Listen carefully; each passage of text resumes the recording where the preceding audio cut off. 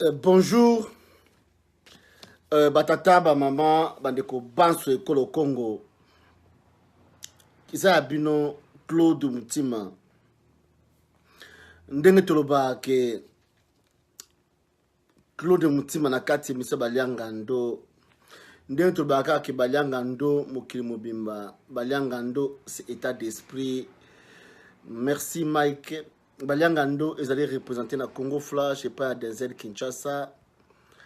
Congo Lokito, Congo Popola, et pas MK. Congo ya lobby, et pas JBS Madeke des médias. Puis là, site où tout est partagé. Émission na biso baliangando. Dunasi moni titre tozela ki bangongango, tokozwa Edo Kombana, tokozwa Gisi Pamba, tokozwa greffe international, tokozwa mutu oyo tout. Alingi asa la demande en tout cas si j'ai allé ebele to kolobela. Si j'ai allé désamorçage du soulèvement populaire par le populisme. Alors bien, désamorçage il y a du soulèvement populaire par le populisme. Et ça la passe marmoso le Ghana Congo. Et ça la passe vraiment passe qui à tel point que ce qu'on vend du calme aux complices. Ce qu'on vend du calme aux complices, aux alliés vraiment complices et puis aux alliés coupables. Merci à toi, pasteur Gislain, qui est où. C'est inacceptable, inadmissible. Au capi, merci à toi. Merci à toi. Edo Kombana, merci. Invité na bisouana. Edo Kombana, faut en aboyer. Faut en aboyer, Edo Kombana, faut en aboyer. Kochana boyete. Edo Kombana, faut en aboyer, boyete, au Kwambré biso. Donc, nous allons continuer à Kabalianga. Nous, dans un système, nous avons un boyete, nous avons un système. Edo Kombana, là, lisa téléphone, tu reçois bien. Système wana okwambré biso vraiment moyen te a Edo Kombana et ça va vraiment bien aux andenge wana gi sipanda pa ko zala wana merci à toi Edo Kombana vraiment zonga na système pona kotisa yo système na mono déjà mais mona kotu zate parce que ozana boye okwambré ba donner et belé donc ko sala ma propreté que na balusa so boye merci Edo Kombana populisme tout ça komona peuple congolais tout ça kolela toza kolela toza kokende libanda bato baza kokufa na kobana nanu ebembe ya ba mari misambu plein à craquer plein wana soki ba décider ba benga na politique kanambe bazaki mukie to sala ba makambo ebele ba ya ba système ezale bele ba découvrir que i politique kanambe na kati ya République démocratique du Congo izana ba policier bana mura bazaka na 5000 éléments donc ils ont l'armée na bango ils ont la police et donc ils ont 5000 na la police na armée na banamura ils ont 5000 personnes au bakenga la République démocratique du Congo mobimba au bazali actif que les autres yindi ba continue ba bato ba kufi pona mboka oh tout batikala bazali ba garde corps bo bazali ba détacher ba fonction bo bazali détachement bo anazali bo mutuloko kimbu dans 150 policiers. Ne parlons pas de Kanyama, de Zoé Kanambe, tout bazaza na batu bakbe. Oh bazali penza que non active wa ibana ba gambela bazana ba fonction te bana mbongo te ko ibana gambela ko ibana bazando ko taba maboko na ba échanger ko violer bana mike wana ko bazali 5000 sur la République des Zaïre, la République démocratique du Congo mobimba bazali 5000 ya pamba. Papa Etienne Tshisekedi a yé, j'ai entendu parler populisme. Plein au papa Tshisekedi la salaki et l'équipe déjà nombre ya armée ya ba policiers ba agents de sécurité na République démocratique du Congo mobimba discours à Félix Tshisekedi to ba kiango a Félix Tshisekedi ayo kondima na Belgique non ezalaki erreur la salaki après cette politique kana ba béton ba beki mais bande kona biso ba wakachawa ba makama kabasela ba kabasele critique qui batu mais bozongeli batute bosenga batu ba esquisse tout s'expliquer pourquoi parce que Félix Tshisekedi a ndimi en Belgique la conférence de presse c'était une erreur mais bino bokene ki avant bo critiquer bata sali plein bokene ba foule na jeune ozaka na Londres na ba kombo na été wana a critiquer ba to wana so ba Félix ba expliquer Félix ba réalité populisme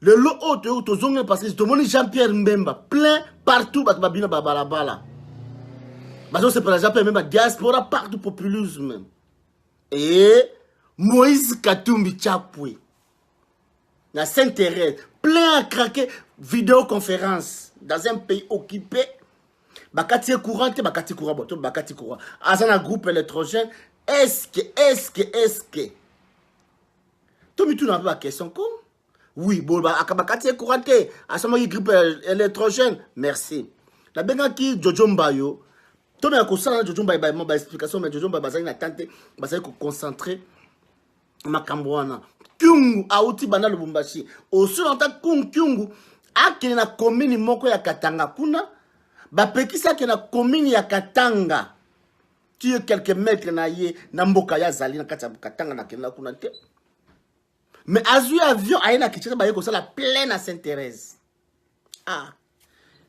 populisme makambo ya République démocratisée du Congo. Merci à trouver Charles Casse Mami Kolebele. Alors, tout ça, on a vraiment. Tant que j'appelle même on appelle plein populisme. Martin Fayou n'en parlons pas. Il y a plein. Ils en ont porté à Londres, Martin Fayou en a Londres plein. Aïe, on a France, nous n'en parlons pas. Dans les États-Unis, nous n'avons pas Tangabakoto. Plein, il y a tous le Martin Fayou. Mais pourquoi? Ce va ngando. Tout ça, pour gâter vraiment, donc, pour gâter banalisme, tous allez de la capacité de vendre boye, na kitu ça ko tala yo internet Moïse Katumbi en direct na Saint-Thérèse. Ils ont signé quand on a signé tout tat. Ba signé Cosmos. De bozo tala plein signé, na ba pat ba vendre plein. Ba zo tala signé na Moïse Katumbi. Ba signé Sylvain Okuna. Bon, vous avez signé, vous avez signé, Moïse Katumbi azolo ba populisme. Pourquoi pas que sangisa batouana surtout bozana bangouana? Que non, to que na soulèvement populaire to bengana politique kanambe.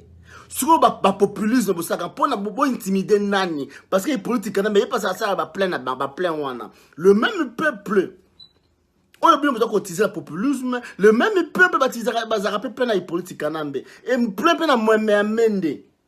Si ko tozo sala nini nana zo sala nani nana zo kosa nani nana zo bundela mboka kati na solo nana zo bundela mboka kati na lokuta batata ba mama mboka za ya biso i politique kanambe peut-être besoin ko linga bo embellir atika mutu oyo azakata na souci que non ala sa batoué que bon alinga tikala bon tout tika politique kanamba tikala nde bolingi. Mais quand même face à la réforme, face à la réforme, quand même tu faut changer. Tu faut changer quand même à respecter quand même peuple wana. Tu dois kimbu, c'est pas réforme. Tu dois kimbuta. Na kaka na kinu wana. Mabe o kimbuta o sabana kin. Pourquoi ko la kimbuta te? Ce qui est politique kana malingi a se sauver. Ou bien ninga yo que la peuple, ne pas bien ça mutu ya peuple. Ninga la ti kaki o bien ça révolutionnaire ba toi esprit faible. Qui a révolutionnaire oui, mais réforme nini le connaît bo la sabatu keno, il politique kana malinga changer. Ata tikali, ata vous passer 30 ans. Qu'est-ce qui prouve que le politique kana va changer? Il y a rien, absolument rien. Il politique quand même, je suis là et je reste, je m'occupe pas de vous, je m'occupe de ma femme et ma famille. C'est ça le problème. C'est ça le problème. Et biso ba olotikala, boza kolandaka batu de gauche à droite, ba vision nini, boza koyeba na te, ba projet nini rien, boza ko bana kini embrièment partout. Balandaka bino ba grand prêtre na sala ka plein, mais en réalité tata ba mama bandeko, bino o batu baza kolanda bino. Bino oboza la populisme. Bino oboza ba plein, ba tout ba fan créer ba se paye, bon monter ba sali plein. Tout ça li plein à craquer bon, c'est bon. Bon ça li plein. Bon bi c'est une élection, bon bi que élection ils ont kende politique là ba ça élection té ou à tricher. Mais vous avez peuple qui est l'élection, vous boycottez l'élection. Vous pouvez savoir que la Bible mot d'ordre. Hein? Vous pouvez savoir que la Bible mot d'ordre que non, ok, élection exactement, nous devons boycotter ces élections ou nous devons pas enregistrer tout ça là-bas, parce que peuple politique a senti que vous êtes populaire. Vous exercez ma campagne, on a bien, c'est pas dit que beaucoup de discours, vous dites que les élections, tu respectes l'accord, l'accord, c'est Koufa Nango, déjà, l'accord, c'est Kenda. Et non plus la constitution, il faut quand même respecter en côté. Tant que les gens ont cardé mon sang, bon, ça va peper na bino, bon annoncer, bon, bon lingité, bon que le comité cabine, mon qu'on a, il peut quand même pour, bon kabola ba poste. Le quoi j'appelle en bema, bon font le cercle, bon pousse en it, y a pas vendit.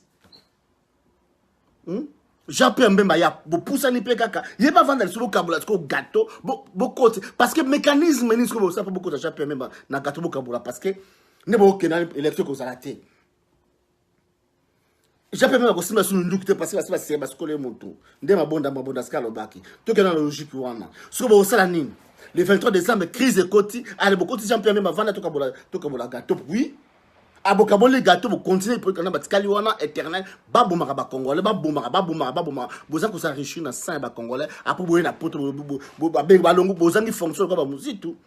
Boye na poto bolobi na commis opposant allez bato esprit faible ba mwembe ba choko balandi bino ke beaucoup opposant à la conférence de presse au fandi au bandi ko parler bandi ko dicter bato maloba nao ce malheureux et donc combat vraiment ça tient plein na boye gisi panda bo tient plein na boye pour beaucoup parce que na boye et quoi embrouiller donc là c'est la position ce mot na bino mais na ko senga bino ko bino te parce que et quoi embrouiller vraiment donc quoi embrouiller ba donner tout quoi là ba les choses ni na combien musique donc fallait besoin un système on comprend tenir besoin na bonne donc dans un côté et donc combat na on a continué l'invitation il y a tout au moins déjà invitation bon a évité un système au salut on a donc et donc on va tenir l'invitation système on a ils allaient passer pour contre le système on a mais quand même la tenir l'invitation parce que on a la zone on a ôté et donc on va tenir l'invitation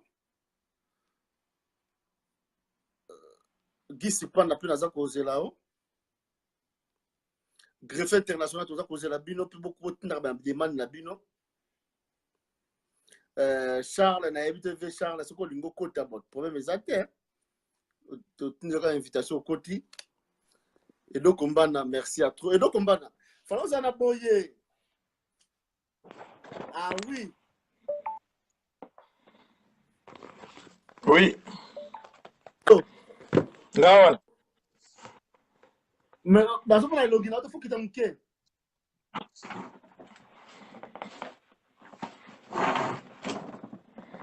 oui. Bonsoir, Ça va. Bonsoir et donc bonsoir et donc bonsoir Claude. Bonsoir. Ah.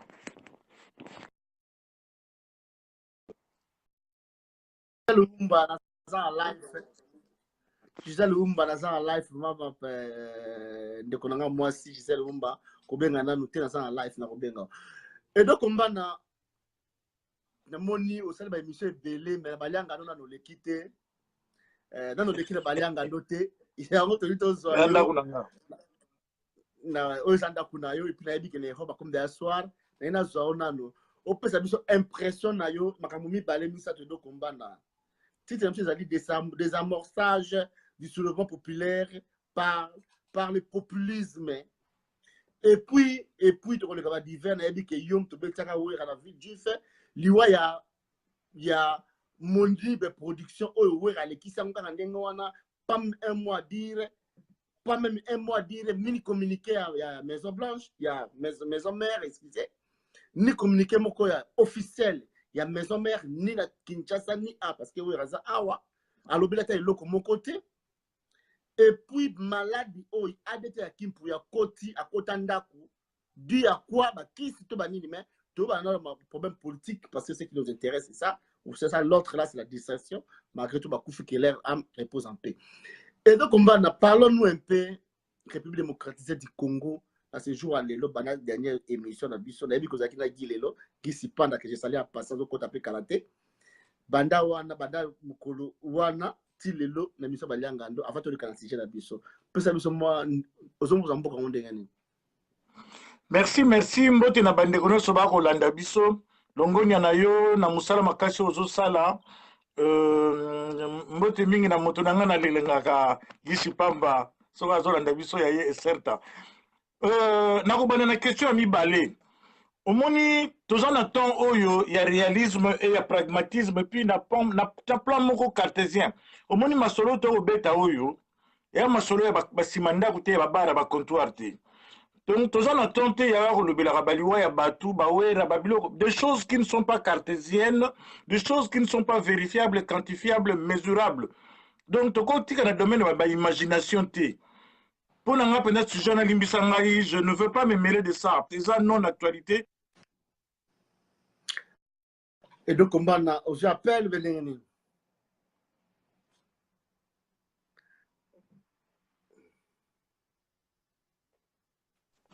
Allô? Oui, on appelle. Limbisanga. Son? Balusi mabe.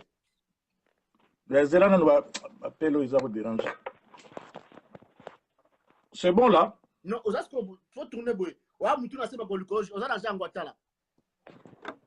Bolimbisa vraiment, ce sont les aléas du direct. OK, c'est bon. Ça bien, oza peut-être rotenga magam. OK, c'est bon, c'est bon. OK. Bolimbisa bandeko, vraiment mes excuses. Voilà, je disais tous à la plus pragmatique, plus concret, tout le baraba chose oyo batamaye les baolanda biso ebele akoya kolekisa na babuzoba. Hein? Eza émission ya batamaye na kotala ba congolais ba ko participer à l'émission ba na bwanya ebele to respecter bango. Parlons maintenant du Congo. Nengo titre na yo wana désamorçage désamorçage du soulèvement populaire par le populisme. Par le populisme. Ndenge na soki na kolanda na mayele na ngai tango lobi désamorçage lingoloba eloko moko boye kangamaki ezalaki bongo siko balingi balongola yango bakata yango, c'est ça désamorcer. Lokola bombe elingi exploser bongo baye balongoli yango. Quand on parle de soulèvement populaire elingi oloba ke mouvement ya masse, c'est une révolution, c'est-à-dire bato basangani batelemi pona ko défendre cause moko boye. Alors soki to lobi populisme elingi oloba bato yo bazo ko mema ba foule ndenge ozomona bato ya spectacle bato ba plein na plein to meka koloba ngo na lingala moko vulgaire ba plein na plein. Et lelo oyo mundele ndenge na koloba na ndeko na nga Gisi Pamba na tongo awa mundele ayelaka biso ba stratégie, c'est-à-dire que soko lingo sa la stratégie batiaka but oyebi objectif oyebi place ozokende pona okoma place wana bakoyela yo ba stratégie yango nde memaka motu na résultat soko osakisi ba résultat ensemble ba résultat yango esalaka ke moto atteindre but na ye. Donc soki yo ozolekisa ton na yo ya koraisonner sur stratégie okoyeba okokoma na objectif te okodésamorcer objectif te. Objectif na bango na minute ezali nini? Objectif ezali ko désamorcer soulèvement populaire et salamate. Stratégie ezali nini? Baza ko utiliser ba populisme, c'est-à-dire que ba suiveur de masse oyo ba ko bima population vers nulle part. Et c'est très important iloko wana. Na ko pesa exemple moko pratique pour na livre vraiment qui na niveau ya se bato ba comprendre de quoi je parle. Ndenge lelo yo soko zali wana ndeko na ngai Claude Mutima. Na moni na Congo za na ndako na yo moko etonda na ba minéraux na lopango na yo yebite ke lopango na etonda na ba minéraux to oza na moyen ko exploiter yango te nga na ye na yebisi yo Claude en tout cas nga na moni yo nga na lingina salela mo ndako no temps oyo nazo jwaka ba stratégie nazo expliquer exemple na lingina salela mo lopango na yo oyo yo kende na poto kende ko pema mo temps moko boye soki yo komi na poto soki makambo esimbi bongo zonga nga na sala na musala mo na parler na yo nazo pesa exemple pour na expliquer bato situation ya Congo na ba stratégie na ko senga vraiment bokebi bato balanda ngai elingi koloba nini nakoko ya nakotia stratégie nga na lingi na zwa lopango na yo maintenant na lingi na éloigner yo na lingi na zwa lopango no, ça c'est mon objectif ko éloigner yo ezali sikoyo action Si vous posez un libéla, ok, une action, on a éloigné, on a une stratégie en place. Stratégie, c'est par exemple, on a un visa à Moniato. Na tselio par exemple bangi na kati visa à Moniato. Na sali le cop na cotisation na l'élection na njili. Wali ça ba stratégie. Donc visa à Moniato, na tselio bangi na coopérer na njili oleki eza ba stratégie. Yo de koma na poto bakangi yo na visa Moniato bakangi yo na bangi ok boloko. Vous comprendre? Objectif na nga na atteindre, objectif na nga zakina kotsa boloko o melanga na sera la lopangu na yo. Sikoyo biso tozo lekisa heure yo soko za yuma ofandi okomi ko kanisa lobi ah vraiment nzela pote fona ke na visa normal na sala ke heure na zoki visa Moniato. Vous comprendre? Ozali loin na problème na yo po problème ne zalaki ba longola yo kin oke ne okota boloko. Sikoyo yo zo réfléchir na ndenge ba kangyo na visa Moniato. Donc, au connexa heure na yo, au koyeba objectif te, au taper à côté, au koza solution à problème na yo te. C'est ce qui se passe au Congo aujourd'hui. Et ma stratégie moussa au n'est même plus loin. À quoi utiliser énergie na yo. Tant yo koti boloko, azulio ba voka. Ba voka na bazo ya mais ya zo futa ba voka na po ba dindisa yo. Et ça ma stratégie. Donc tant yo fani ki di ba oyebite ke ba voka na yo ba osambela yo, bazo dindisa yo. Po ya zo futa bango ba dindisa yo bien. Yo sikoyo soko ça qui dit ba ozo continuer ko dinda yo souci na ozo bake na voyage ki na visa Moniato yango makambe komeli ngai. Or bit ne zali wana te ndenge to vivre na Congo to mona lelo ba bimisi bemba o ba sali stade ba sali plein, c'est-à-dire eza ba stratégie oyo bazo ko désorienter biso vers l'objectif soulèvement populaire et salamate. Na éviter son ndeko na ozo comprendre la différence bazo comprendre très bien. Le populisme, ils ont fait que bateau en face d'Abisso, ils ont eu le temps de nous étudier. Ils ont trompé nos parents. Bakosa bakoko na biso ba papa na biso ba yo kosa biso et ce que to sali erreur ba kosa susu bana na biso. C'est-à-dire que ba stratégie ezali ebele oyo bati. Na linga ndenge ndeko na Jean Goubala Lobaka. Le Congo a été détruit par la musique, il doit être réparé par la musique. C'est-à-dire que le domaine où il bâti la stratégie, bâti l'église, bâti le parti politique à l'Okuta, bâti le musique, bâti le massanga, bâti le courant, bâti le parti politique à l'Okuta. Donc, détruire la famille. Donc, papa bazo sala ba futa ba moti. Donc, basali biso abrutissement collectif. Tala batu, oko fanda ba biso mama olanga sekui. Tu vois même des intellectuels, obina qui passe ndeko na moko intellectuel da linga mingi. Azo sepela otinde langa bombu tchaki tembe mama olanga sekui. Na tunye ngabi ndeko nanga. Tu as déjà vu na mukiro bana ba boto yoka mutakufa c'est quoi? Il faut mutoza na bongo. Oui, biga lebina nga longo kuna bino tembele ki quelque temps après, o akufi nga lebina omonya mutakufi akufi. Ça, c'est le degré d'abrutissement au bazo et la bisso. Donc, quand tu ne fais pas attention, tu tombes dans un piège, Joana. Piège, il y a Bemba. Il faut la zoba pour analyser parce que Bemba, quelle que soit la motivation, ce n'est pas une solution congolaise. Ça, c'est une solution, il y a Mindele. C'est-à-dire que dans la stratégie, il y a un fusible. Sur le terrain, makambe komi okota mobulu, maintenant, komi ko mekapion ya Bemba. La fusible, c'est-à-dire que soit batiki bemba ya pour bayebi basi ba laver le cerveau ndenge basala ke stratégie ya Mandela ba cotisation boloko wana za makambe belé tant mususu toko yeba te na batari bemba kende peut-être akende formation militaire ya makambe belé eza ba stratégie oyo ba benga ba tactique bino na libanda boyebité soit bakangaki bemba basimbisaka déjà touche à pata c'est tant alobaka j'ai accepté l'inacceptable, c'est-à-dire que ba lobaka na yeke soki yo ndimi likambo te toko tindo na CPI et puis batindi malgré ndimaki yango batindi na CPI. Soit tout le monde a un Charles Taylor azalaka na boloko aux États-Unis, prison bien gardée, soudain Charles Taylor akima na prison a se retrouver na mboka na ye na binduki yango utaki wapi lelo Bemba soka bimi akozwa minduki wapi ya kosomba banani batekela batu minduki mindele. Donc Bemba ne fera que faire le prolongement de la politique ya mindele. C'est comme tout ça nango lelo awa Kabila servir bango ayebi par expérience que sort na ye ayebi li soute sort ne kozala ndenge nini parce que bango moko omoni mindele ndenge bazali awa ils peuvent passer sur 1 million de morts, 2 millions. Mais au-delà, il y a 12 millions de morts. Donc, mindele ba komi sali. bakomi sali donc bakoki suko continuer ko couvrir Kabila te.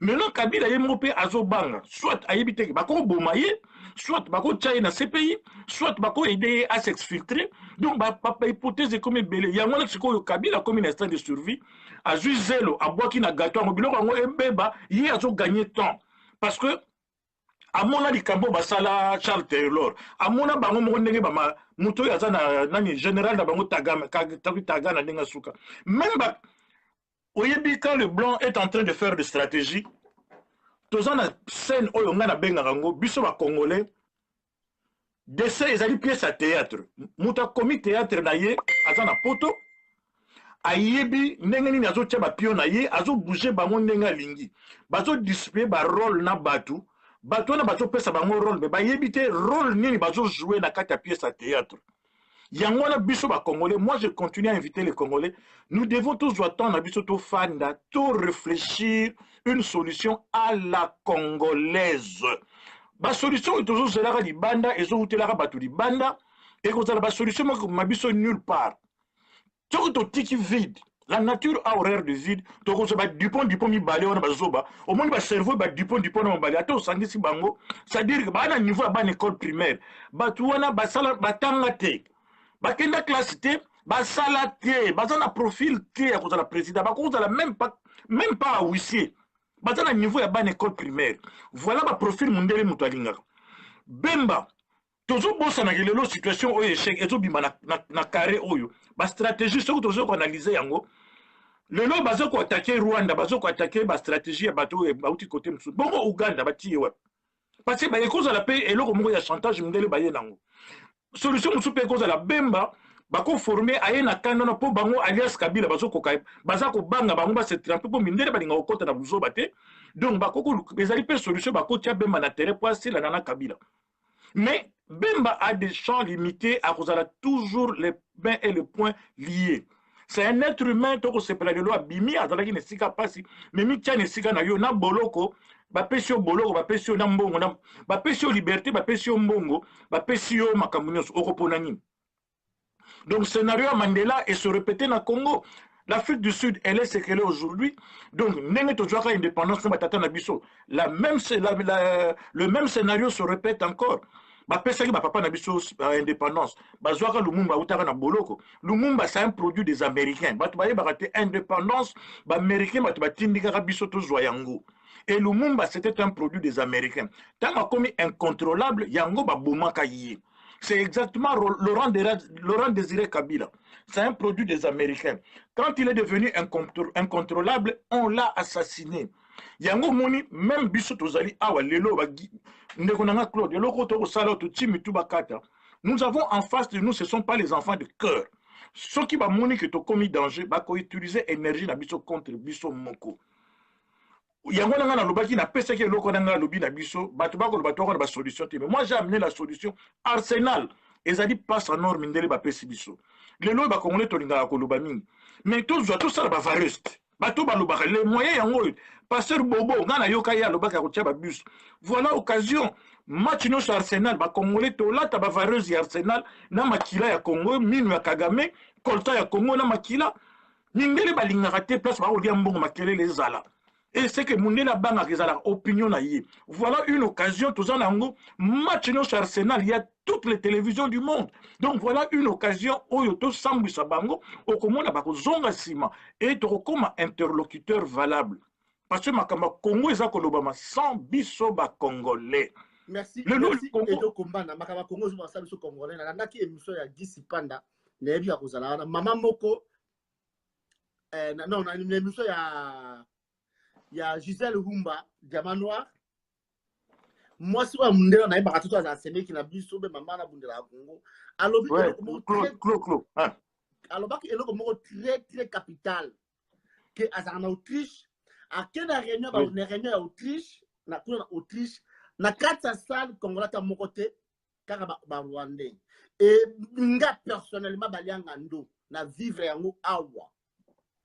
Pour vous dire que ce qui est Cambodge, que les Congolais ont une réunion de formation, il y a des leaders. Je dis bien formation, il y a des leaders. Dans cette réunion, il y a des Congolais, moi et Belé. mais Congolais, Rwandais, Kendaka déjà quand il y a réunion tellement c'est la première fois que m'a aidé parce que vraiment un pasteur que je salue à sensibiliser qui batou mais to comme na kati ya réunion wana do mutu o azaka sima baru alobinini à se présenter communauté congolaise de l'est. On comprend? Oui. Oh, ngana tuni ba pasteur ngabi be pasteur. Communauté congolaise ya kaboko. Boto comme na est na abi matara basé na Nzambe. Na mboko malembe o ezalika ka le débit to yaka na ba réunion. Place baso be la Congo tozate. Place baso to noso eloko lobiana so que lobi ke bana mal to sanga bakoyate. Mais ce que bango kena mu kampa mo fufu mo zakuna be masolo ba buzoba ezakuna ba lo la bilamba bakozala ebele odo kombanda. Comment to ko na niveau wana tina niveau assez. Mais problème na ngezali bodo kombanda to parler ka populisme na ebi ke populisme na ebi te so ko landa ki ozali anaki eloko Félix Tshisekedi boya ki yango ben andibaka na Belgique boloba ka bido surtout ba atakaki ba kizaki yo. Mais lelo o Moïse Katumbi aza présenté azali la carte santé la carte s'intéresse mais vidéo conférence et de combat plein à craquer et de combat kaka populisme wana est-ce que nous pouvons raisonner vraiment bande comme ça qui ça bazali sous batu ba ko nyama. Bon, ngai na kondanaka bango te, nazolo bango tout le temps awa. Nous sommes face à une situation où les gens nous ont étudiés.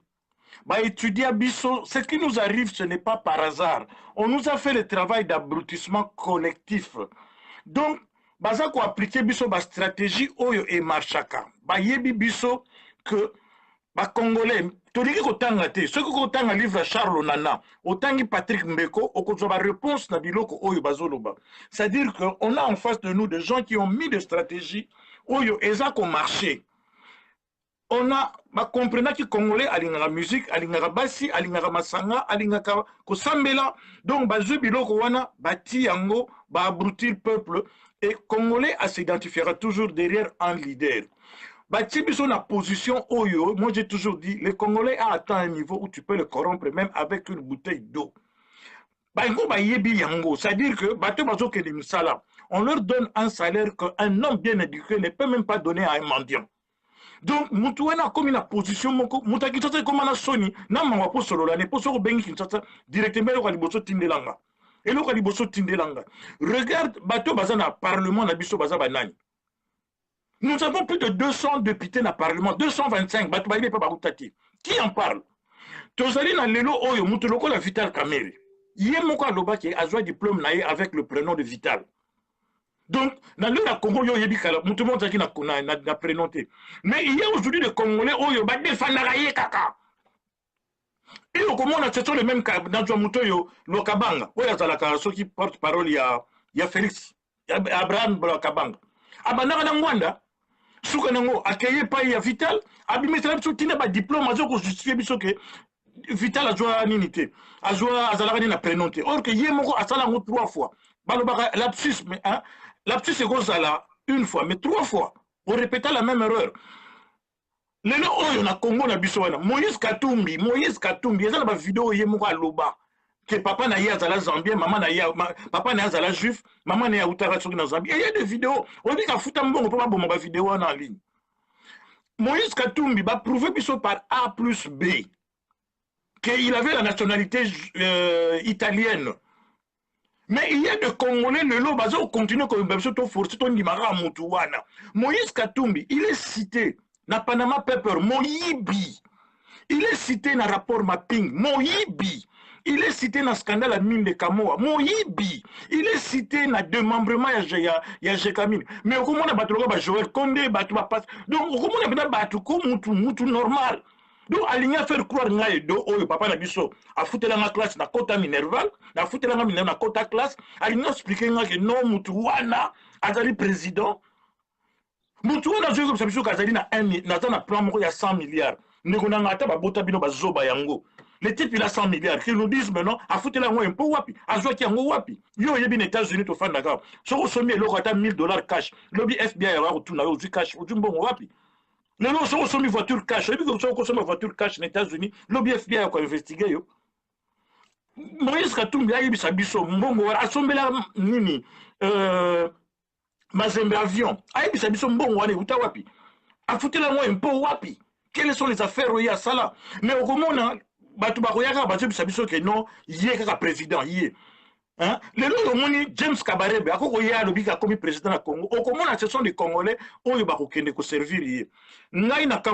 Parce que c'est un plan qui a été mis en place et qui marche. Et les lots, tous ont la solution, biso ba Congolais, nous devons les lots, oh, il y a un domaine, nous devons réfléchir. Tout ça, la solution, oh, nous devons nous mettre en position de challenge, de leader. Tout le monde a challenger. Au moins, il y a un marketing, la stratégie. Soit aux alliés leaders, yo zo sala ba stratégie, bongo ba mususu bazo landa ba challenger.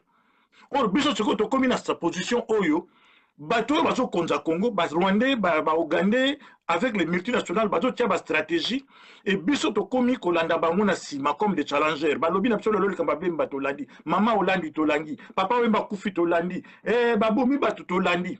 Alors que nous devons nous mettre dans la position Oyo, biso ba Congolais, nous devons nous imposer. C'est-à-dire que to komi ba challenger, et ba leader, si ko bango ba komi ko challenge biso, ba komi ko landa biso.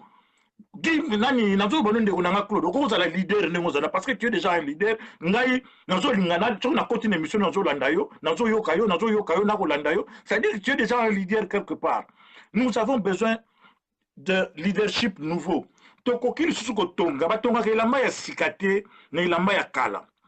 Lelo il y a des théories oh yo photo yeba yango mukile sala mabongo. Balo bana biso ke rien de nouveau sous ce soleil. Nga lelo na komi ko contredire ba théorie mususu parce que internet ezalaki te eza eloko sika.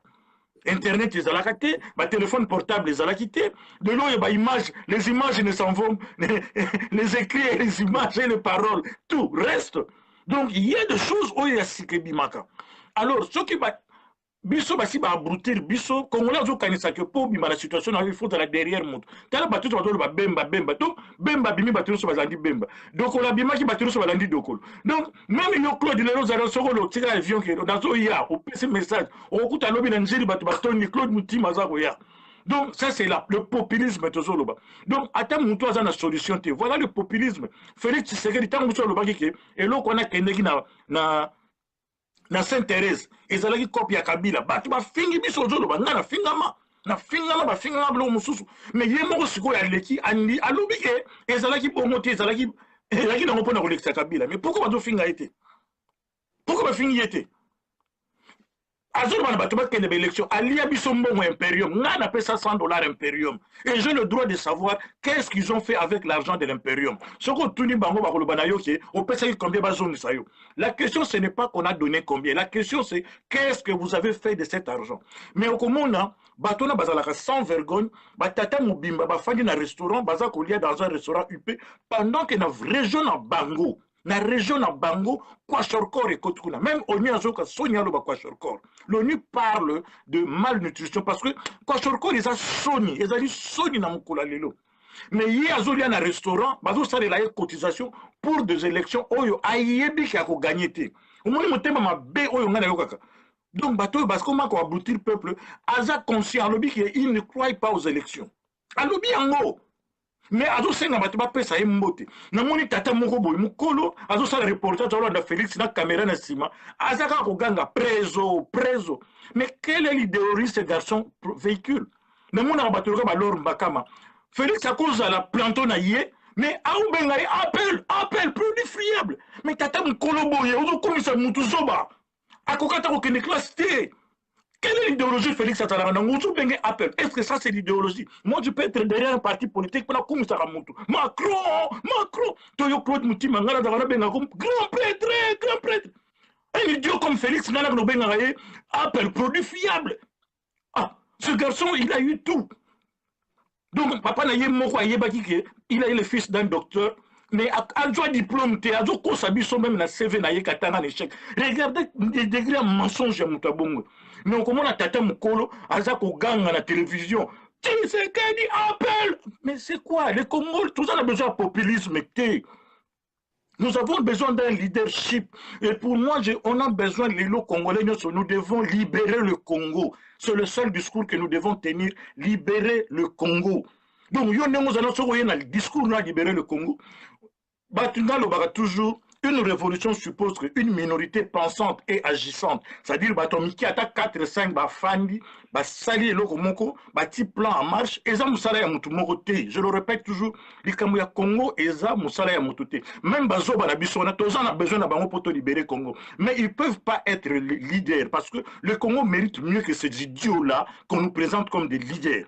Donc, ils ont battu Oyo, Bazama Yele, Bafandi. Bazana ba solution pour l'amboko, des gens comme des professeurs Bele. Dans un pays où on a comme des professeurs Matungulu, on a des gens comme des Georges Aloula, tous on a battu loko là, ba professeur Bele, tous on a battu loko là, Martin Fayoulou, tous on a battu ba mi tout et ça là, tous on a battu loko là, Jean-Louis Chimbalanga. Mais vous, on a battu, on a bazoni Sima, ce sont des cancres qu'on nous présente comme des leaders. Mais mon cher, l'aveugle conduit le borne. Vous croyez vraiment que ces gens qui n'ont pas eu de diplôme, qui n'ont pas exercé de métier dans leur vie, ils peuvent être nos leaders? C'est ça le populisme, Nazoluba. Merci. Et le populisme, est constructif. C'est-à-dire que, au moins, quand il y a des leaders populistes, mais comment on va se greffer derrière l'opinion, derrière l'idée que, oui, mais Maranzela. Oui, on a le merci, et donc, on va tous en Gisi Panda, Nazozela, demande nayo parce que au kota donc comment on a biso parce que il t'a auto en conclusion gisi pas nazo zela vraiment yo na mono mais na mono demande nayo te et puis greffer la mono demande na bino te bon o alinga kota bosa ba demande na bino parce que et donc on a na tina suka émission mais attendant et donc on na et le moko boye tamso ba trozo bosa nango na na papa Ngwanda apesa Jean-Pierre Memba ba conseil ebelé alors bana Jean-Pierre Memba ba conseil ebelé Jean-Pierre Memba keba Olivier Kamita ko trahir yo Jean-Pierre Memba keba est-ce que Jean-Pierre Memba ndenga bimi wana avec ko poussa na papa Honoré Ngwanda te pona ba conseil et puis avec ko sala avec ko ma parce que nazo na ninga mingi réforme moi na réforme c'est pesanga mingi avec ko ma réforme na MLCT na parti na bango wana parce que femme wana MLC na bango comment parti et comment pépinière ya PPRD est-ce que avec comme ma réforme té est-ce que avec ko contact na papa Honoré Ngwanda té à tout monde na mokina anga mususu peut-être ils a bien té ya mabe lisusu na kozongela na lobaka likambo mbala nyonso biso ba congolais tokendaka na mauvaise lecture ya ba résultat ya ba conséquences na ba impact. Nous sommes en face des gens qui ont mis des stratégies. Et ces stratégies-là, ceux qui ont eu objectivité, ont eu ko désamorcer yango te, to continuer ko subir biloko bango bazo sala parce que ndenge balobaka un plan d'action ezalaka toujours dynamique, ezalaka statique. Quand on parle de statique, c'est-à-dire eloko etelemaka, bo sali yango soko dessiner plan net bende etikali ka bongo. Plan na vie ezalaka dynamique, c'est-à-dire ezoko s'adapter na ba réalité. Parti oyo bemba salaki et subir ba coup et subir ba choc et d'abord ngai na benga ngo ezalaki plan na yete ezalaki plan et outil pas ya ba occupant. Donc biso ba congolais nous avons d'abord le devoir de comprendre ce qui se passe. Tosi to yebi objectif ezali ba contrôler ba minerai na biso ya Congo. Biloko na sozo mona ezali na kati ya ensemble moko global. Même le parti politique wana ezalaki parti ya pion oyo ba tiaki donc stratégie. Même le lot arrestation ya Bemba, ezalaki stratégie, libération ya Bemba, ezali stratégie. Donc, ngai na waka pasi so tozo leki saba émission ki toko boye, ndenge émission to salaki le lot na tongo na gi tala émission ki toko bongo na moni bata mayele, au lieu to zwa biloko nyonso to kangisa yango, to sala plan moko d'ensemble ya ko libérer Congo. Aujourd'hui, le devoir, le plan que tous les Congolais doivent adhérer, c'est le plan de la libération du Congo. Et lelo oyo, moi je suis parmi bateau et bazoloba, to kanisato libéré Congo avec la transition, to tia cardinal Mosengo. Je sais que Mosengo a reçu la unanimité. Mais ngana lobaka, to la solution belé pourquoi to tia Mosengo parce que à l'heure actuelle, c'est le seul Congolais oyo aza na potentialité ya Misamboka wana na place ezali na yebi kaza ko rouler pour ba mindele mais au moins to ko garantir parce que légitimité na yeko uta na peuple. Pourquoi? Parce que vrai Congo est soukaki na conférence nationale. Et la conférence nationale, c'est Mosengo qui est resté le président. Et la conférence nationale a mis sa constitution ya mboka wana. Oyo ba Congolais bango moko ba pensa, ça c'est la vraie constitution écrite par le Congolais. Donc lelo makambo ya mboka na biso conférence à traité yango. Donc mboka na biso il faut tozomi sango wana. D'ailleurs Mobutu en partant a tikaka pouvoir na maboko ya Mosengo. Mosengo par manque d'impérium na mona yango na zonga sima. Yango na ngalo ba lelo ba Congolais to fanda to trouver comment on va trouver. La personne de Mosengo, peu importe, on peut mettre un autre Congolais dans ma transition, mais il faut objectif ezali Congo qui est la libération. Or, tozana ba menace belé. Ba mwembele obenga ba shoko, ba tokola ba katumbi, ba kamere, ba kolingaka jamais mboka wana esi comme la ba shab ba nani. Parce que ba te belo zo mona lelo baza na politique wana, bazali cité na rapport ma pink. Banana yeboko politique kanambi. Bango nyonso bakagame bazali cité na rapport mapping. Donc bakolingaka jamais même lelo oyo komona ba Bill Clinton lelo oyo soki Congo biso ba Congolais to récupérer situation to relancer rapport mapping. Ba même ba Clinton ba vous allez éclabousser, ba Louis Michel ba vous allez éclabousser, ba premier ministre ba britannique vous allez éclabousser ah na Canada. Les gens seront éclaboussés. Il y a un moni na benga bango eza ba menace surtout to tenir compte na biloko wana te to ko se limiter na une analyse sectorielle oyo tozaka ko analyser stratégie moko ndenge na pesa ko exemple ya na faire voyager yo komi ko analyser ka stratégie oyo bakangela ki yo na visa ya moniato alors que visa ya moniato ezalaki ka stratégie soko ozana ma ozo ko analyser te hein mais au bibi sur la question tout ce relation ya Mbemba na papa na biso Honoré Ngwanda est-ce que parce que papa on a appelé Azalina ma solution est belle oyo ayebi est belle ko conseiller Mbemba auparavant Mbemba négligea qui est mais pour le moment même à cause de la été que pour la conseiller monsieur de baïba ndeni ba ko orienter mboka ndeko nanga ngana oseka papa ngwana na respectera ye c'est un gars très intelligent mais lelo oyo ngana lobaka il a montré ses limites oyebi biloko ba classe bango batangaki na ba technologie lelo évolué papa ngwanda ayebi renseignement ayebi makambo ebele mais talo tia en face na Kagame ba Kagame barula ye lelo Kagame a mettre mboka na biso à genoux plus de 20 ans papa ngwanda est là bana kota na sia mai 20 ans yango yo ayela ka biso kaka ba information ba parce que ça domaine l'expert mais lelo oyo ngana lobaka c'est un papa toko négligé était vu ba connaissance na ye mais papa wana atikala lokola kaka conseiller qui se met à la touche azela ba jeune oyo ba yesika ba côté de expertise ba sala musala parce que lelo oyo papa Ngwanda sera une solution avec l'agenda qu'il a avec l'argent qu'il a eu avec tout ce qu'il connaissait il a ça libérer mboka wana azana solution té parce que solution comment le commis il faut tout ça la stratégie plan d'action plan d'affaires plan d'action moko ya sika oyo kozala ba congolais oyo ba yebi ba génération sikoyo ba technologie sikoyo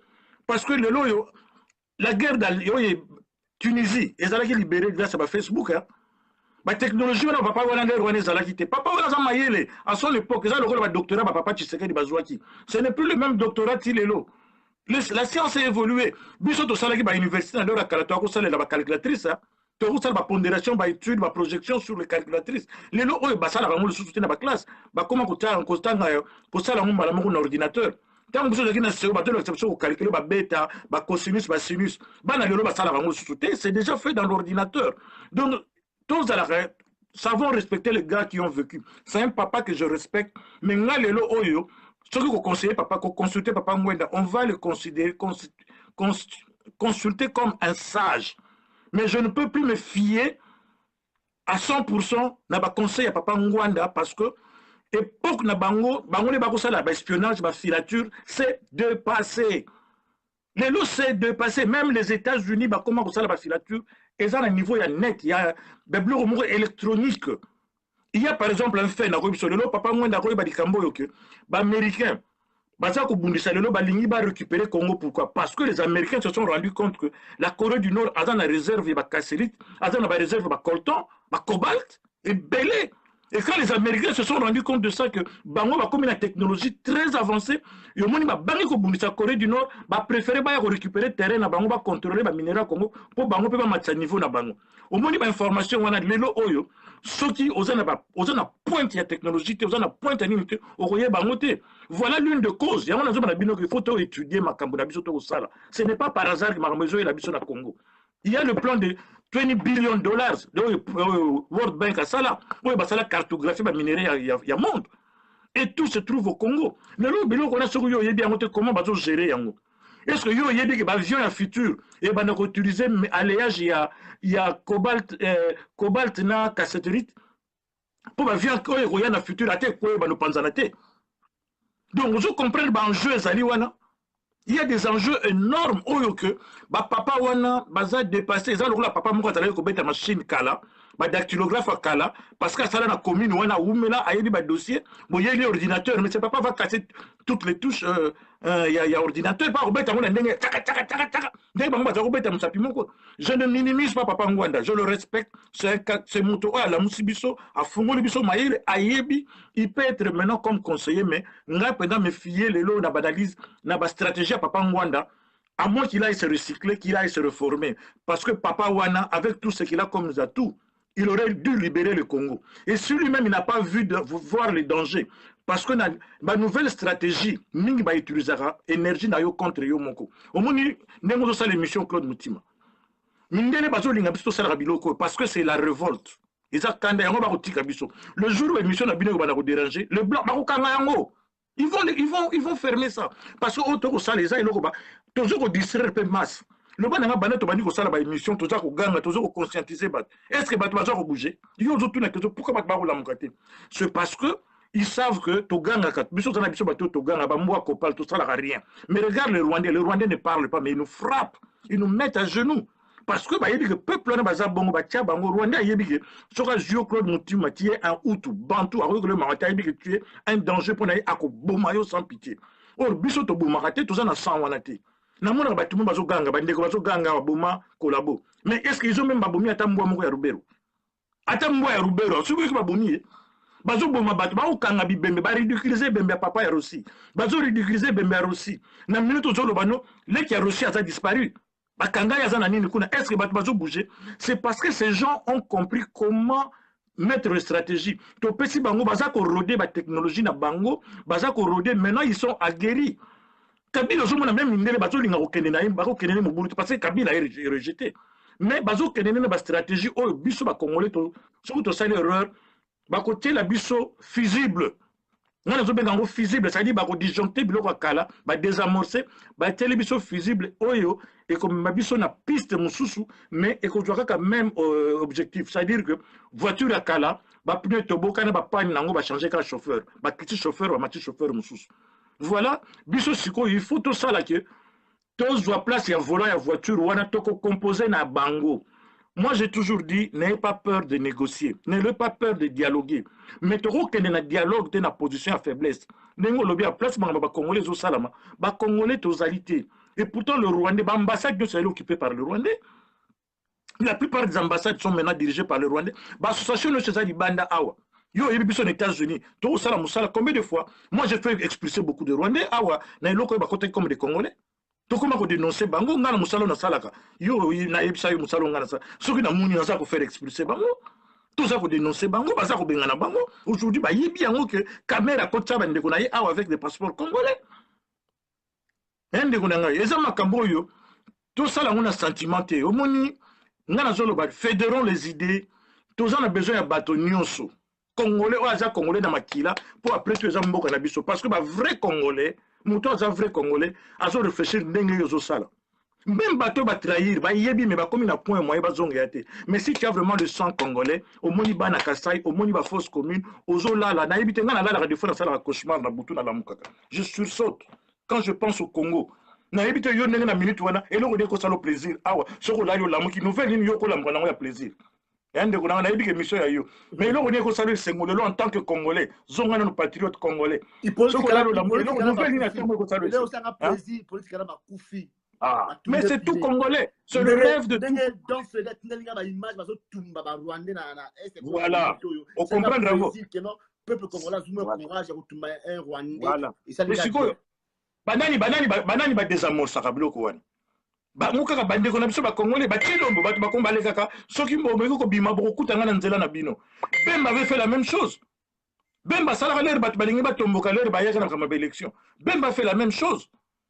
Yavon a dit que le congolais to bossa n'aurait pas été outité Même aussi avec ça ba congolais ba bima. Merci donc comment ko musika ne to zonga la wana donc la émission to luka gisi panda pendant ce moment ba kuna. OK, na bimi bongo obenga ngai. Soko zuma besoin nango benga. OK. Bimi sangai.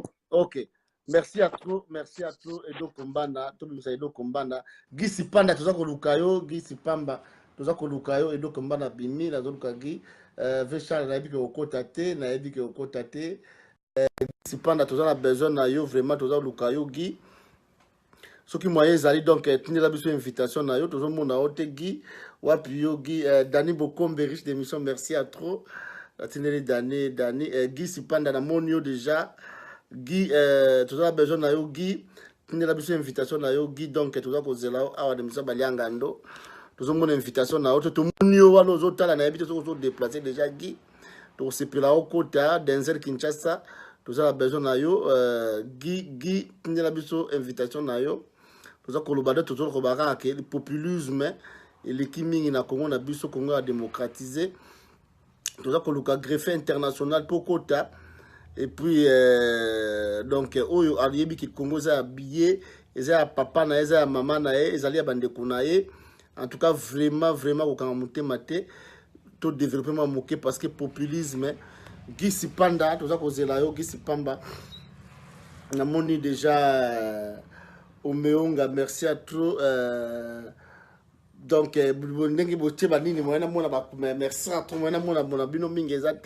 merci à trop Dani beaucoup me partager j'ai émission déjà de Rozomo déjà wana mais il qui balanga no plan ezana boy alors système bozo wana donc na simpinzi petit frère propre na simpinzi petit frère propre la kacha parler donc na simpinzi merci à trop na simpinzi partager émission donc boni mama boni lo sambo na simpinzi petit c'est propre donc ma bolongo eyinda ndenge bokecho embalobaka madili asuta ma bolongo eyinda. Merci à toi na sipindi partager émission kanate to komona na to solo la ezali masolo na sipindi petit c'est propre na ebike nzamba kosunga. Alors tout ça kolobela kama kama République a démocratisé du Congo titre na ezali désamorçage du soulèvement populaire par le populisme to ngaki peto mekama muketo lobela liwa ya monibe production moni production que to ebaki vraiment bien maintenant to joie Elliot Mondobe. Et ça qui est donc na téléphone to ko été mais to ka Canada to ko Elliot Mondo beto ebi ki yaki to ba ebisi biso pe ki na information bizarrement information solo pour cette source qui ADT à Kimpu ya Kota Palais à Bela Maladi donc qui de la forêt à Sundolae en États-Unis bango balinga soko ya mbaba tout mais est-il que to vérifier ba information na ndengeni ni ADT à Kota Palais to komeka ko luka Elliot Mondo beto bre ko luka Sala Lukelo King Tequila, tu connais comment tu t'appelles King Tequila, tout sur la masoloana, balamboka babeza très important, et ce qui est très important, tu parler makambia, Congo on a besoin de démocratiser, mais tu souhaites kaka, na monube production, mes condoléances, na famille na yé, bande de connaissances surtout, on dit parce que moi na mombele, moi na kauka, mes condoléances, na famille surtout à monube production, mes condoléances tardives mais sincères, na imisa baliangando. Et puis tu as ADT à qui pour en bonne guérison tu as Europe tu as na bani tu as reportage pour expliquer pourquoi ADT à qui pour a communauté le oyogi moni production kufi ADT à qui pour Kota Palais maladie lobe kozana nani antometa ou bien nani parce que tant boza kozala ils allaient quand ba bloquer wera ba goya wera ou bien ndenge dine en tout cas c'est très important vraiment donc tout le bien solo wana Jean Pétrole que nous continuons toujours à saluer beaucoup tu que l'omboto merci à trop tu que l'omboto naebi que bandal 62 ans bandal ils ont organisé la tu que l'omboto puis la maman la biso joli mayala en tout cas vraiment bozalawana kimbombi rappelé à cause de la peur na papi gene à couvrir événement et que le Canada baliangando tout ça qu'on parler si j'ai la biso ça cause de Gisi Panda Gisi Pamba soka vous allez au côté autunde une invitation na yo tout ça vous là ogi tout ça vous appelle greffe international ça n'empêche pas oyo ki oyo ki na vous allez kamba koloba un mois ko battre pour na carte République à démocratiser du Congo aux allez koloba ça misa baliangando avec des questions qui fâchent analyse na yo soyez le bienvenu tinde la invitation to côté ça vraiment ils allez misa baliangando sans tabou avec des questions qui fâchent sans tendance nous tous nous sommes libres de défendre notre pays toko ko défendre tant sur na mando kité maninde avec maloba na biso ba conseil na biso ba idée na biso Nous sommes, tout le monde est libre, vraiment libre. Tout le monde est libre de s'exprimer. Aza libre de s'exprimer d'une manière ou d'une autre. Une invitation de Kotayo, on peut ça, excusez, on peut ça point de vue nayo. Tantine Benana Villefort, je vais partager Missa Baliangando, Papa Congo, et puis Maman Belinda, Dossi du Tombe. Tout le monde a sous Guy, c'est pas parce que tout le monde était. Tozungeli, Tozu, Edo, Kombana. Maman Mokonde Césarine, merci à tout le monde, Maman Mokonde Césarine. Merci vraiment, Guy Sipanda, tout ça qu'on nous caillot. Tout ça qu'on zela yo, Guy Sipanda, tout ça qu'on m'a le sous-souté. Donc, na habité Guy, sur là, déjà, ça l'a aussi parce que le Canada a une émission, et ça l'a bien été Guy, na zako zela. Donc, Guy Sipanda, beaucoup de vraiment, tout ça qu'on zela bino, tout ça qu'on m'a l'invitation à bino, le sous-souté. Bato baza bango belé mais batongo baza mi bazo bundela Congo te enfin bazo bundela Congo te mais bon bazo baza na besoin ba intervenir te mais gisi panda soki to zio te to zongela Edo Kombana to continuer émission na biso ndenge to combler la moi soka mama ko ça la biso signe greffer pe to monio te donc merci à trop tout ajutant ko landa émission Baliangando émission Baliangando ndoto Baliangando mokili mobimba Baliangando c'est état d'esprit. Valère Mangituka, Valère Mangituka na habité ce qui vous a oloba au respect ça va te programme le 28 le Valère Mangituka invitation Valère Mangituka azali président de la communauté congolaise na kati ya États-Unis président Valère coordonnateur Valère de tenir l'invitation ce qui au kolobanda un mot concernant la communauté ne tout ça kolbaka que populisme, ils ont désamorcé sur le plan populaire. Il fallait manquer tout Kazate. Baliangando, Mokil Mobimba. Baliangando, c'est état d'esprit. V. Charles. On a évité qu'au côté, on a évité que ça maille, donc on a évité qu'au côté, on a évité. À ce moment-là, on a évité qu'au côté, bon. Ce qu'au côté, on a évité, bon. Il y aura une invitation. L'invitation, c'est qu'on côté en tout cas, ça l'a besoin signe. Et donc on va dans Zongi, bon, et donc on va dans Kota, la monnaie V. Charles, au quotidien, et donc on va dans Valère Mangituka Ye, bon, Valère tout, et donc on va la plus de minutes, mais également Valère Mangituka, invitation est lancée. Valère Mangituka, toute l'invitation. Valère Mangituka, président de la communauté congolaise, coordonnateur de la communauté congolaise des États-Unis. Soutenir l'invitation président. Et ça, faut cliquer. Voilà, donc, il faut faire le plan à bouer. Merci à trop. Merci, président. Tout le monde déjà. Tout le monde, président Valère, bon, tout le monde déjà. Vous avez la volant? Ouais, papa, nana volant, boni. Bien, il faut que ça me kebe, donc, ça, tengama. Ah. Bon, c'est bon, mais il fallait. Ah ouais. Na changé? Vous avez bien, mais bon, ça me kebe. Aujourd'hui, madame, il fallait que ça me kebe. Ah. Ok. Vous avez bien, madame, mais il fallait que le téléphone. Oui. Bon, c'est bon, hein? C'est bon, le cause de bon. Président Valère, bonsoir. Bonsoir, Ndekolanga Baliangando. Merci à trop, coordonnateur, hein? On est un coordonnateur depuis Washington. Si jamais il y a des alliés, il y a des désamorçages du soulèvement populaire par le populisme. On a évité ce qu'on a te parler d'abord.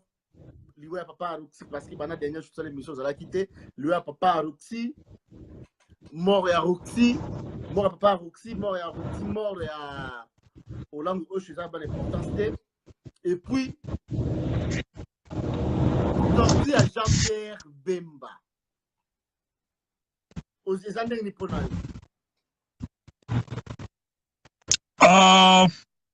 Bon, sorti à président Jean-Pierre Bemba, président ya MLC, eza esengo pona bana Congo, na ndenge ke ndeko azalaki na boloko abimi eza esengo. soki totali mabe na ye meme na oyo bafundaki ye nango me mabe na ye eleki ya Hippolyte Nambe te, eleki ya Kagame te, eleki oyo toomona te bamende basa na Congo. Donc bato wana baza plus mauvais, baza à l'aise. Et puis ndeko Bemba azalaki na boloko na ndenga bien te. Donc kobima na ye eza vraiment sengo mpona biso bana Congo. Mais ce qu'on peut yo, parce que tous à Washington, au procédure autour de il y a jamais les transitions sans politique Nambe parce qu'elle a déjà hors mandat avec Cardinal Mosengo. Alors sortir en Bemba et qu'on changer ba donne bien avec un côté dans cercle beau pour ça n'a payer la vente. Ndeko na ngai Claude Mutima tika na yebisa d'abord que omoni ndenge ndeko Jean-Pierre Bemba le président de MLC azalaki na kati ya boloko na ye kuna biso communauté congolaise ya États-Unis totindelaka ye lettre explicative, c'est-à-dire que makambo nyonso oyo toprépare awa na kati ya Washington DC ye depuis na boloko na ye ayebaki yango. Donc azwaki pe lettre wana ndenge pe ba opposant mususu bazwaki pe ba lettre na bango. Donc ndenge aza bongo pona biso c'est déjà un invité. C'est déjà un invité, donc il lobby déjà dimanche fona signer invitation na ye na prise en charge na ye poto tindela ye yango soki makoki ezali disponibilité ezali a joindre biso na conférence ya Washington DC. Donc invitation na ye déjà prête puisque masolongo ayebi yango tokomela ye totindela yango depuis na kati ya boloko na ye. Donc ikobima na ye je ne pense pas que kozala pusa kuna po omoni masolongo ndenge zaleli soki tokekaka ba élection na système ya Kanambe kasi bakoyiba ye pe kaka nde bayibaki na 2006 bongo elo nini échanger. Donc intérêt za biso nyonso toyokana transition sans Hippolyte Kanambe.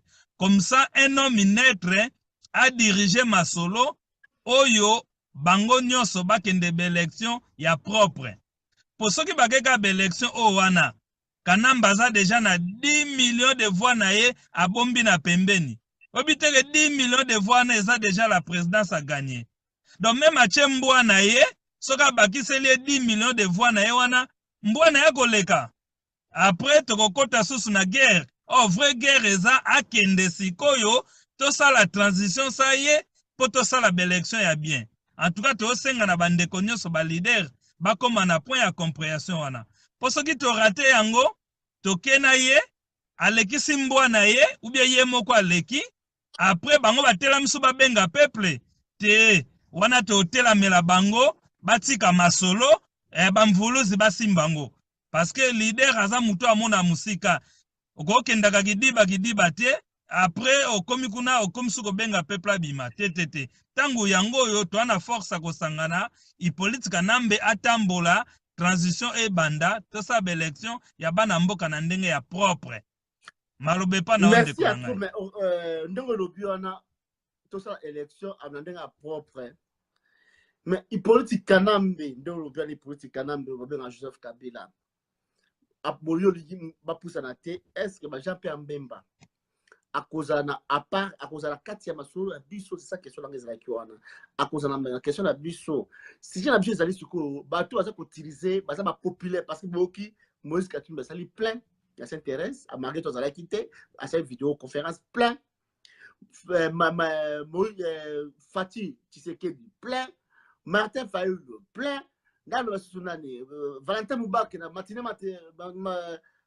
matinée politique chaque jour plein tokotanga bango baleki bango parce à plein mais pourquoi utiliser popularité na bango wana to na soulèvement populaire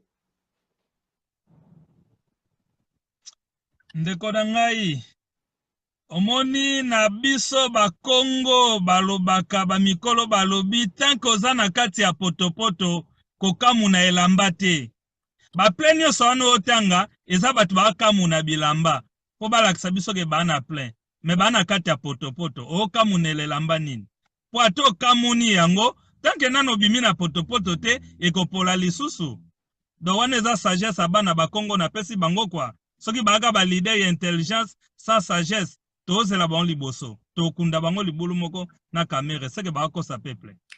Merci à toi, président. Tu as que sur l'information, tu as cardinal Mosengo na docteur Mokongo bakoyate contenir ba problème sur ba calendrier. Tu peux expliquer ba tout ba attendre la émission balanga parce que yo nous ali organisateur ya masolo oyo. Cardinal Mosengo bakoyate so boye biango be ba ezandengeni. Ndeko na ngai Cardinal Mosengo jusque là nanu apesi réponse ne officialité oyo elobi ke bana namoni masolo na bino me nakoya te nanu alobi yango te. Il est à cheval, il est très occupé aza makambo ebele aosala. Allô?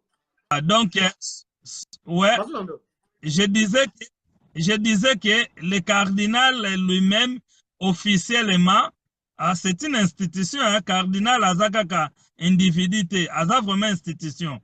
Donc, en tant qu'autorité morale et église catholique, surtout na kata Kinshasa, officiellement, il nous a pas encore répondu que bana na moni makambo bosala menakoyate. Non, il n'a pas dit ça.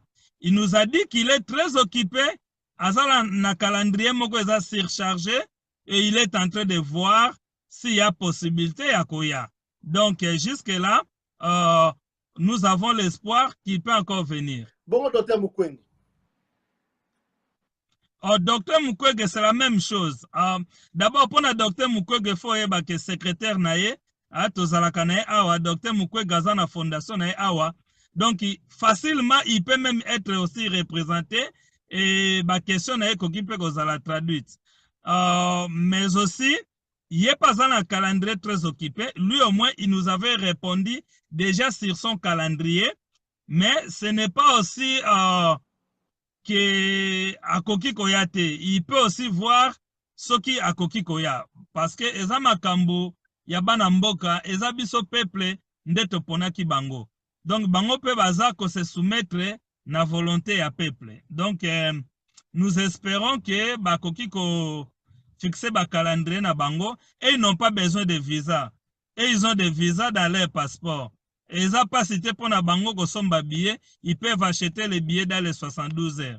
Donc c'est possible bakoki koya. Bon, ce que ya jambe là déjà sur le terrain bien kokomakan.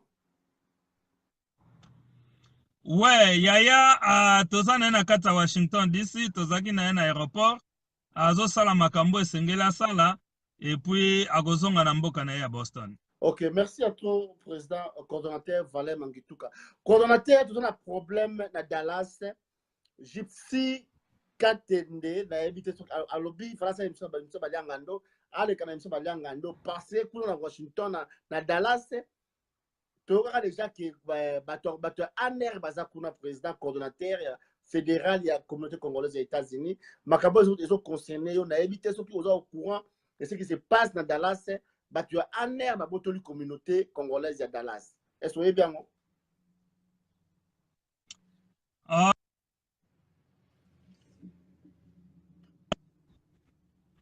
Voilà pourquoi tu as un bureau national na kata Washington DC pour que ceux qui ba biloka bongo ezali bandeko bakoki ko informer na bureau national ya Washington DC et tokoyeba ndenge nini tokoki ko salisa bango. Mais officiellement, nous n'avons pas cette information. Officiellement, vous n'avez pas cette information, président. Nakati New Hampshire, vous avez un président de la communauté congolaise. À ma grande surprise, il y a une réunion deux communautés congolaises. La communauté congolaise, il y a une communauté congolaise East Congolaise. Et ça qui démontre que vous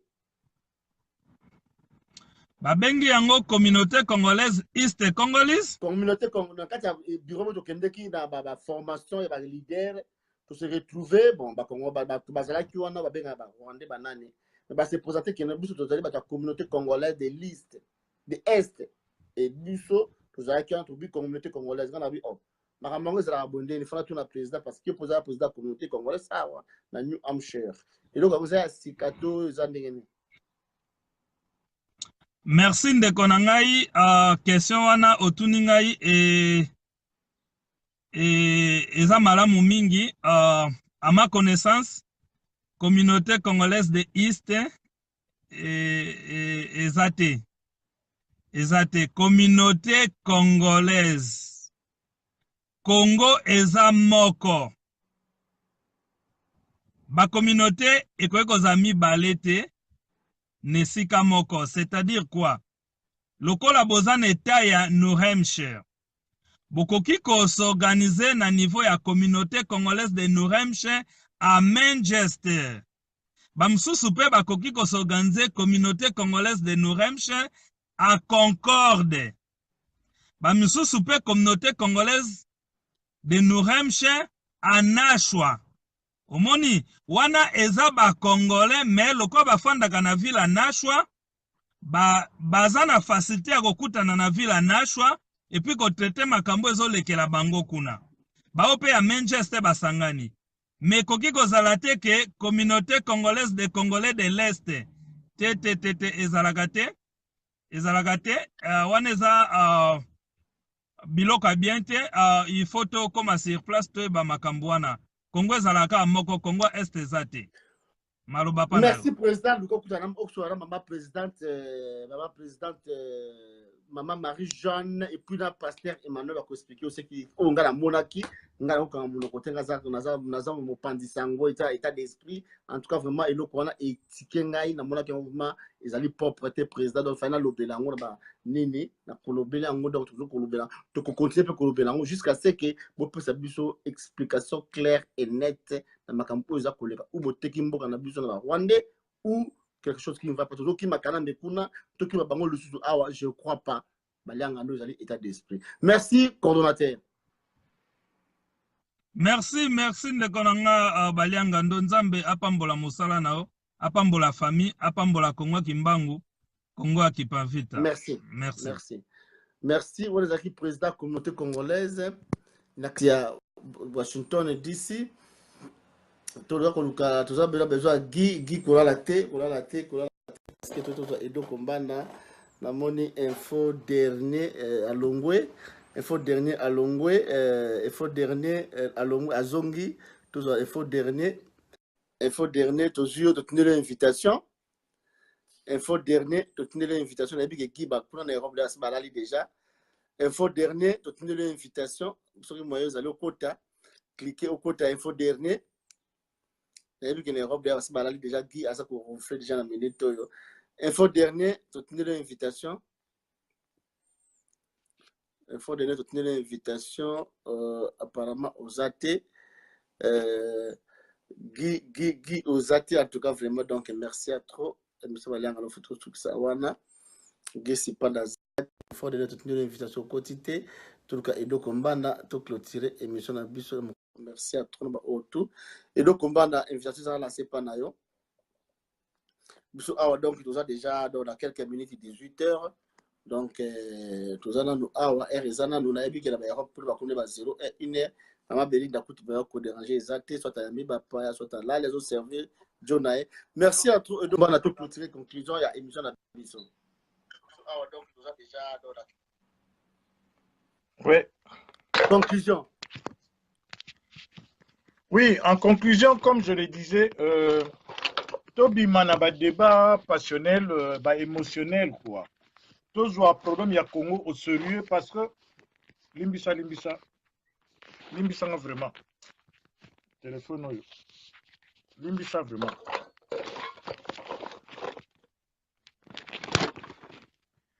Tobi Manaba débat passionnel et émotionnel.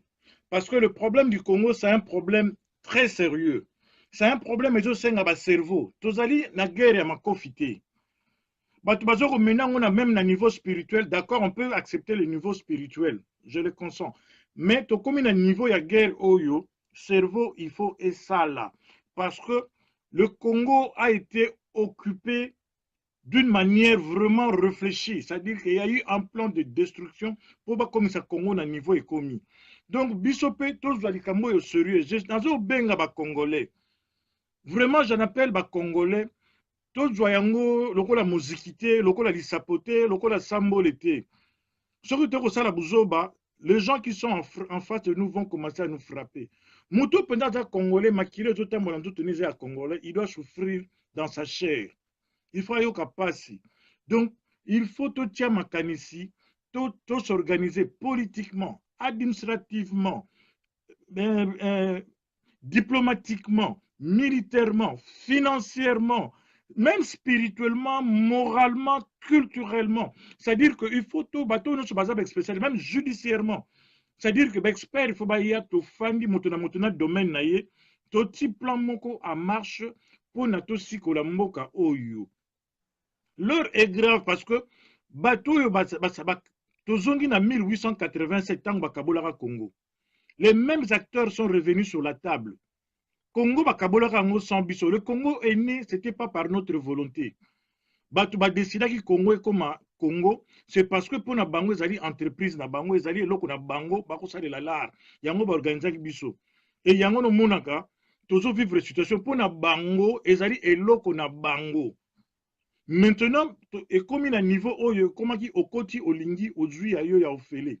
Et Hippolyte Kanambe aye batiaki ye mais à sali ba dégâts, ça c'est la bêtise humaine qui s'est passée au Congo. Donc maintenant ces gens-là ils sont conscients qu'on pouvait passer sous silence 1 million de morts, mais plus de 12 millions de morts, moi je ne pense pas que Mindele bako tika ngo le kabongo parce qu'il y aura des répercussions. Et avant que bango ba nettoyer ba buzoba na bango biso il faut to kota sur scène to laksa bango que tozali menacé, tozali danger té. Soki bakozwa Congo ba minéré bazwa Congo mais ba respecter ba minéré bazwa ba minéré mais ba respecter dignité à Congolais parce que le Claude Mutima ngana zo bisayo soki bati vraiment un digne fils de pays na Congo wana bato bazak na ba compétence tous en a battu oh bazak na ba compétence. Moi je ne pense pas que mundele mutako peksaye asa la biso ba métro mundele tem mutako peksaye asa la biso ba train mundele tem mutako peksaye asa la biso ba école mundele tem mutako peksaye asa la biso ba hôpital mundele tem mutako tinda ya soma minduka bo maka peuple na biso mundele tem mutako tinda bango bakota koshorkor parce que nous avons en face de nous des gens ce sont des étrangers. Le gouvernement est censé réguler sa vie à bateau. Or, tel résultat du gouvernement, et ça va massacre. C'est-à-dire que c'est ça le plan du gouvernement. Yo fani na bamoka poto. Yo ba yaka na projet, ba plan que voilà pour l'enseignement, ba sali réforme boy. Pour l'éducation et pour l'hôpital, pour l'assurance, pour la sécurité maladie, pour la retraite.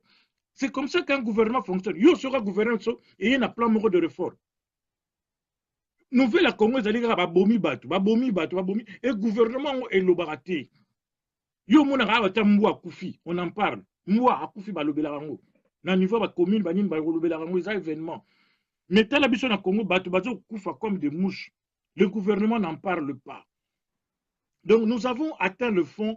J'invite les Congolais bato balobaka biso to lobaka ngana yaki na deux solutions. Solution liboso nazo senga ba Congolais to fanda to sala ba vareuse ya Arsenal. Bato bayebi basala bakademi bandeko Gino Will bo dessiner le biso logo moko ya kitoko oyo kozala vareuse Arsenal na elongi ya Kagame na makila ya na Congo na Colton. À chaque match ya nani ba musicien na biso j'invite vraiment bato bazo ka bo sala ngai faveur ba musicien patriotique au bolo baraboza na Paris wana ba musicien patriotique. Voilà occasion ceux qui musique ezali match ezali ya Manchester ya Arsenal bo memani biso nyonso.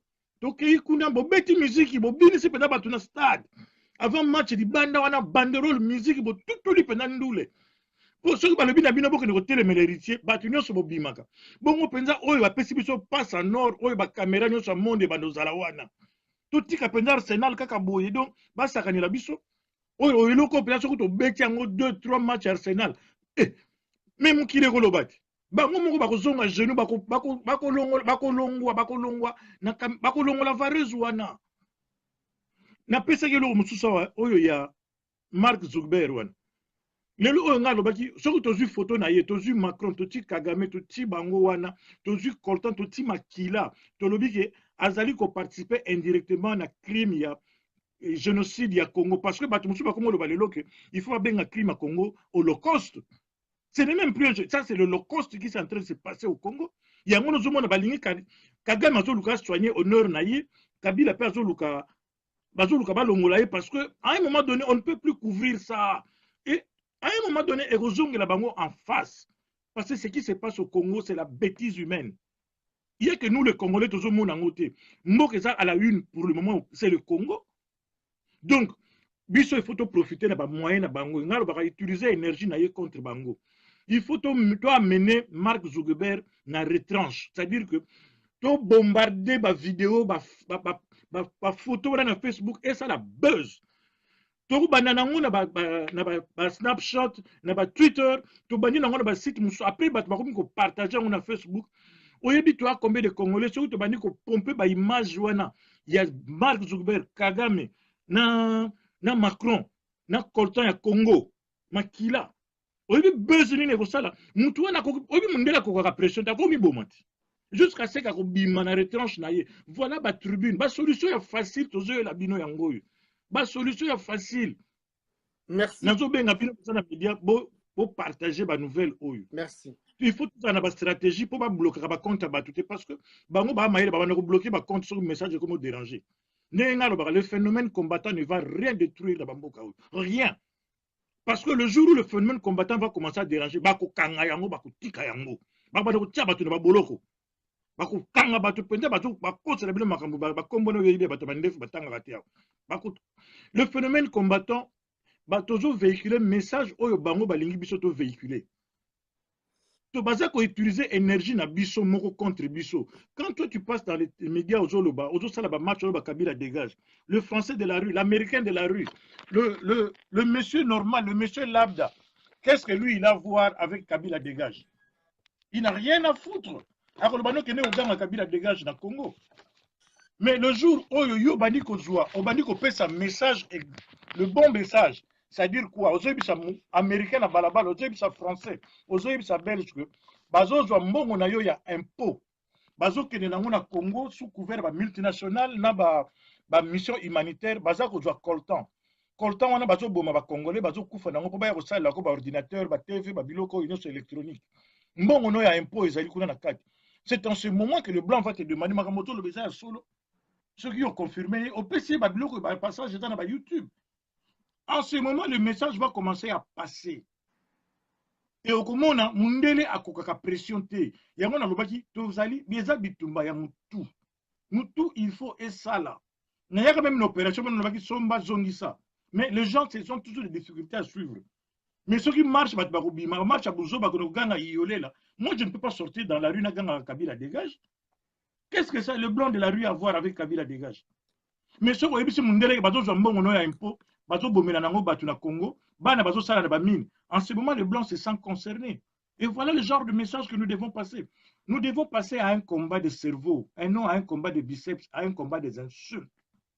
Merci Edo Kombana. Merci vraiment de la participation de M. Baliangando. Comme le lobby Edo Kombana. Bye bye. Bye. Merci à tous. Donc, tout bazuta pour la M. Baliangando. Gisi Pada Toziote, vraiment merci à tous.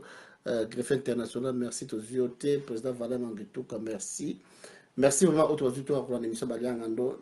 Baliangando Mokilomobimba. Baliangando, j'ai réparti la Congo Flash. Et puis à Denzel Kinshasa. Congo Lokito, Congo Popola, Pena JBS, dans lesquels les médias vont tout partager M. Baliangando. Merci à trop. Donc, déjà 18h, 6 minutes, dans la Unité States of America. Merci à trop. Ciao.